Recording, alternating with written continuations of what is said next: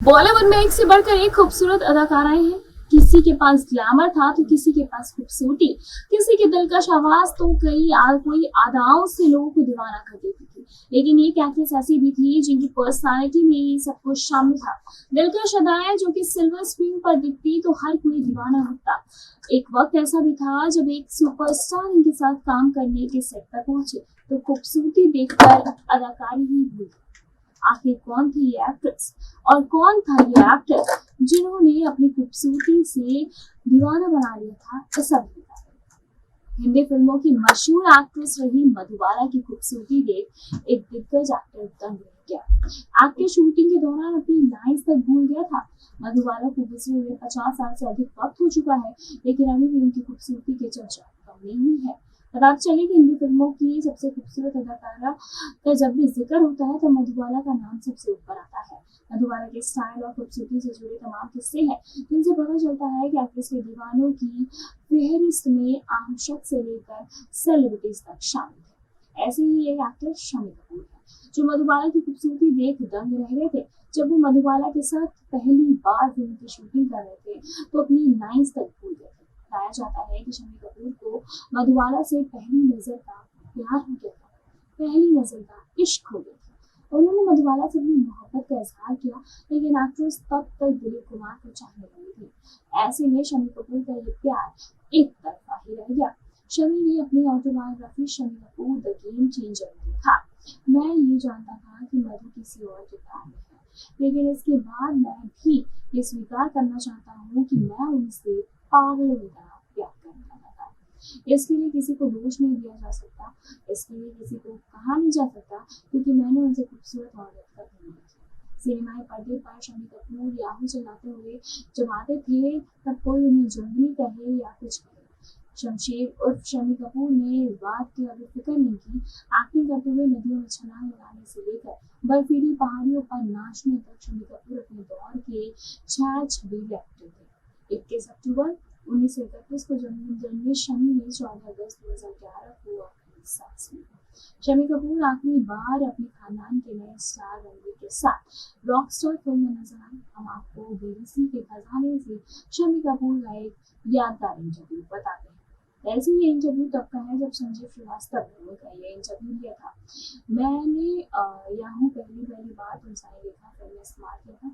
लड़के और लड़की के बीच भांगड़ा डांस हो रहा है, लड़का फिसलता है और फिर उठता है और लड़की का पीछा कर रहा होता है। फिर जब वो लड़की फिर वो जब लड़की से मिलता है तो उसके एक्सप्रेशंस में याहू निकलता है और मैंने इस फिल्म को देख कर दिखाया था।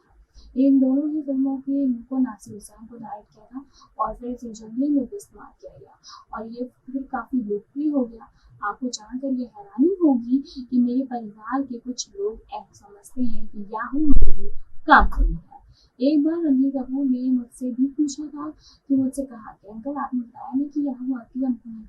जवाब में मैंने कहा कि पागल हो क्या, पागल आदमी, याहू मेरी कंपनी होती तो मैं यहाँ बैठा होता, मैं तब अमेरिका में होता और मैं यानी कि पृथ्वीराज कपूर का बेटा, राज कपूर का भाई और गीता वाली का पति भी था। आप इससे फायदा या नुकसान कुछ भी समझ लीजिए, लेकिन हाँ, इंडस्ट्री में मैंने जो शुरुआत की है, 4-5 साल गुजारे हैं, इसमें मेरी पहचान यही रही है कि मैं राज कपूर का भाई और गीता बली का खविंद हूँ। मैंने मेरी कोई भी अपनी हैसियत नहीं थी, मैं नहीं समझता हूँ कि कोई भी फायदे वाली बात थी। हाँ, लेकिन ये प्रोत्साहन था कि आदमी और कोशिश करे ताकि अपनी पहचान बना सके। जब मैंने रोल का डिब्बा फिल्म मधुबाला के साथ की तो वो बोली कि तुम इतने पतले हो कि मैं तुम्हारी हीरोइन नहीं लगती, कुछ और ही लगती हो और तुम अपना वजन बढ़ाओ। मैंने फिर वजन बढ़ाने के लिए बियर पीना शुरू किया और मैं जब तुमसा नहीं देखा फिल्म साइन की तो मैंने ये सोचा कि मेरी जिंदगी का आखिरी मौका था, अगर इस मौके से चूक गया तो फिर सब कुछ गया। इसके लिए बताते चले कि उन्होंने कहा कि मैंने पूछा, बाल कटवाए और अपना लुक बदला।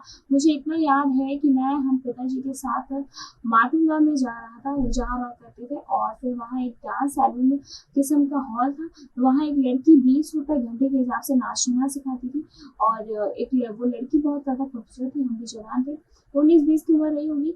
हमने टैंगो सीखने की कोशिश की पर डांस हमें नहीं आया। सच ये है कि डांस मुझे नहीं आता, पर हाँ, मुझे म्यूजिक का शौक बचपन से रहा है।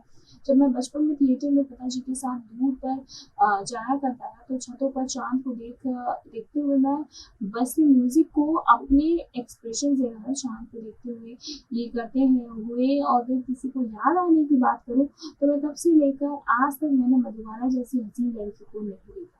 आजकल के ज़माने में जो भी बात होती है वो पहले नहीं होती थी। पहले अगर फ़िल्म किसी एक कलाकार के लिए लिखी गई है तो वो उसी के इर्द-गिर्द होती थी, तो फिर उसमें वही काम करेगा। लेकिन हर किसी का अपना कैनवास था। आज के दौर ये है कि शाहरुख खान को ले ले या फिर अच्छा शाहरुख खान नहीं मिल रहा है तो सलमान को ले लो। ओह! सलमान नहीं मिल रहा तो आमिर को ले लो।